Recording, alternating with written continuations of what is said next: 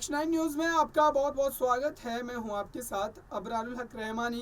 राज ठाकरे महाराष्ट्र की सियासत में अब ऐसा लग रहा है कि शिवसेना के लिए एक मसीहा साबित हो सकते हैं। उद्धव ठाकरे की पार्टी के लिए एक बूटी के तौर पर साबित हो सकते हैं, क्योंकि उद्धव ठाकरे को अभी इस समय ऐसे लीडरों की सख्त ज़रूरत है जो उनकी उम्मीदों पर खड़ा उतर सके और शिवसेना पार्टी को एक जो ताकत है वो दे सके। और वो राज ठाकरे से बेहतर कोई और हो ही नहीं सकता। और ऐसे में जबकि खुद राज ठाकरे इस बात का ऐलान कर रहे हैं कि वो शिवसेना पार्टी में शामिल हो सकते हैं, ऐसा सूत्रों के हवाले से बताया जा रहा है कि राज ठाकरे आने वाले दिनों में शिवसेना में जाने को लेकर के कोई बड़ा ऐलान कर सकते हैं।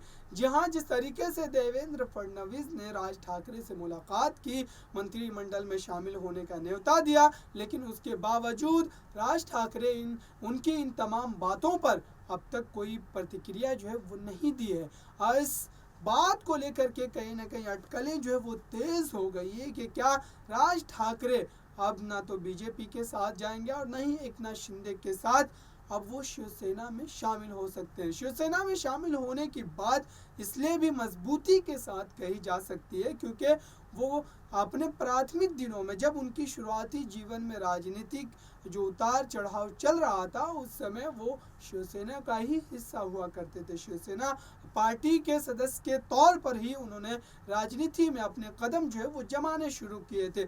एक दौर था जब बाला साहब ठाकरे की एक तरफ उद्धव ठाकरे और दूसरी तरफ राज ठाकरे हुआ करते थे और दोनों मिलकर के एक तरीके से शिवसेना के लिए महाराष्ट्र में शिवसेना पार्टी की मजबूती को कायम रखने के लिए मेहनत किया करते थे। लेकिन अब एक मौका ऐसा आया कि दोनों के बीच अनबन हुई और राज ठाकरे ने अलग एक अपना राजनीतिक दल बनाया। लेकिन अब फिर से वो मौका आ गया है कि राज ठाकरे शिवसेना में शामिल होकर के शिवसेना पार्टी को अपने प्राथमिक दिनों की पार्टी समझते हुए और पार्टी में जो बगावत हुई है उसकी भरपाई करने के लिए तमाम रणनीति बनाते हुए आपको देखे जा सकते हैं, क्योंकि उद्धव ठाकरे अभी फिलहाल उस बड़ी बगावत से उभर भी नहीं पाए हैं। और ऐसे में अगर राज ठाकरे उनकी पार्टी में शामिल होते हैं तो उद्धव ठाकरे के लिए एक बड़े मसीहा के तौर पर वो साबित होंगे और शिवसेना पार्टी को जो मजबूती मिलेगी वो तो मिलेगी ही,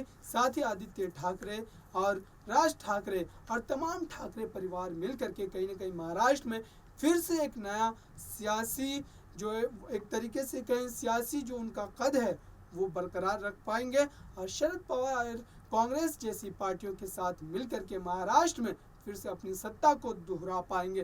बहरहाल देखते हैं कि राज ठाकरे अपने इस फैसले को लेकर के कब ऐलान करते हैं।